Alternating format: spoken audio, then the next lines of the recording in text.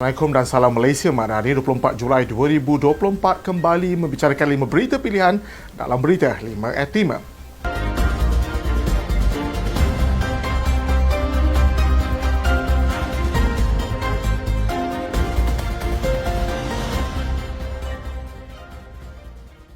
Naib Presiden UMNO Datuk Seri Johari Abdul Ghani berharap rakyat Sabah dapat memilih pemimpin yang setia dan tidak melompat parti pada pilihan negeri yang akan datang. Beliau yang juga Bendahari Barisan Nasional menekankan pentingnya memilih pemimpin yang mempunyai jati diri dan ikhlas dalam perjuangan membela nasib rakyat. Beliau menegaskan bahawa pemimpin yang ikhlas akan terus berjuang walaupun menghadapi kekalahan.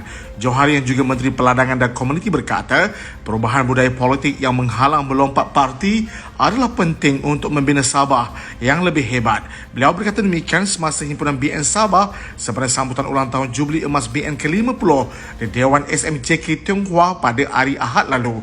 Dalam ucapannya, beliau berkata BN adalah parti yang mewakili masyarakat majmuk dan ini dapat dibuktikan dengan kerjasama dalam kepelbagaian kaum. Jelasnya, kerjasama antara kaum adalah penting untuk kestabilan politik dan pembangunan negara. UMNO Bukit Bintang telah melaksanakan persetujuan gerak kerja politik untuk menjadikan bahagian itu sebagai hak pengundi luar bagi Parlimen Tumpuan. Ketua UMNO bahagian Bukit Bintang, Datuk Tengku Azman Zainul Abidin mengumumkan bahawa cadangan program ini telah dibawa ke Perhubungan UMNO Negeri dan UMNO Pusat serta akan diuji pada Pilihan Kecil Negeri awal bulan depan. Beliau memaklumkan untuk melaksanakan program ini, UMNO Bukit Bintang bekerjasama dengan Tengku Abdul Rahman Business Center, Tarbis, yang menjadikan ruang kerja dan studio di tingkat 3 bangunan UMNO lama. Tengku Azman menyatakan bahawa tugas ini adalah tanggungjawab kolektif ahli UMNO untuk memastikan perjuangan parti terus bersemarak. Dalam perkembangan lain, Tengku Azman mengumumkan usaha UMNO Bukit Bintang untuk mewartakan Jalan Tengku Abdul Rahman sebagai zon khas ekonomi kebudayaan, kesenian dan warisan bumi putera. Beliau menegaskan pentingnya memelihara dan mengangkat martabat Jalan Tengku Abdul Rahman sebagai simbol warisan Melayu di tengah kawasan yang didominasi oleh Little India, Chinatown dan Arab Park. Esko Pelaburan Perindustrian Sains Teknologi dan Inovasi Negeri Pahang, Datuk Muhammad Nizar Muhammad Najib menafikan sekeras-kerasnya dakwaan bahawa beliau telah bertemu dengan pemimpin pembangkang untuk menjatuhkan kerajaan negeri. Beliau yang juga ahli Dewan Undangan Negeri Pramujaya itu menegaskan bahawa pertemuan tersebut tidak pernah berlaku. Beliau menyatakan kesetiaannya daripada parti UMNO mengikut pesan ayandanya, Datuk Seri Najib, walaupun dalam keadaan yang sukar. Beliau pada masa yang sama menegaskan kesetiaannya kepada Menteri Besar Pahang, Datuk Seri Wan Rosli Wan Ismail, dan memuji kepimpinan Wan Rosli yang banyak membantu pengundi di kawasan Pramujaya Pekan.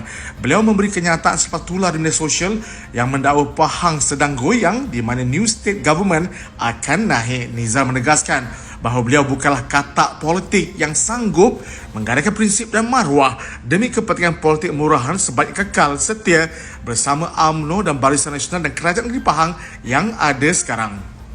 UMNO telah membuat banyak perubahan dan membuka lebih banyak peluang kepada golongan orang muda untuk meneraju parti selepas mengalami kekalahan pada pilihan umum ke-14 lalu.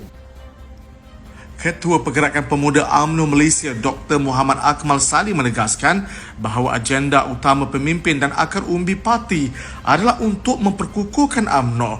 Beliau yang juga Ketua UMNO bahagian Jasin menyatakan bahawa kekalahan UMNO pada PRU ke-14 memberikan peluang untuk mengenal pasti ahli parti yang setia dan berkomitmen tinggi.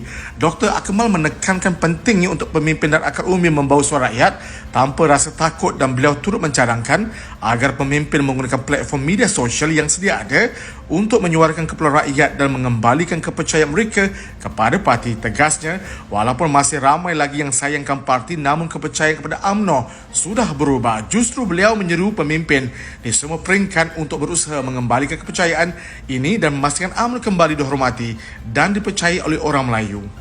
Kerajaan Negeri Johor komited untuk menyediakan kediaman yang selesa buat bangsa Johor, khususnya bagi golongan miskin tegar dan kurang berkemampuan. Menerusi Belanjawan Johor 2024, Menteri Besar Dato' On Hafiz Kazi mengumumkan peruntukan sebanyak RM32 juta bagi inisiatif Bina Baru Rumah melibatkan 328 unit dan 22.79 juta bagi inisiatif bagi baik pulih rumah melibatkan 1,368 unit.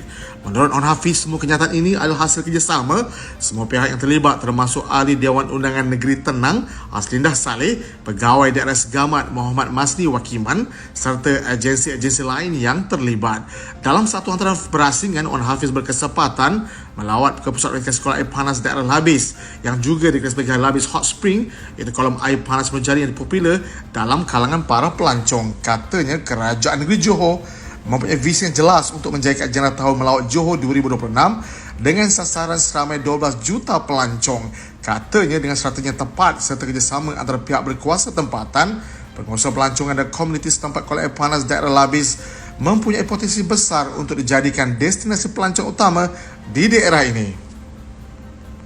Sekian daripada saya, Muhammad Saiful Muhammad Sahak.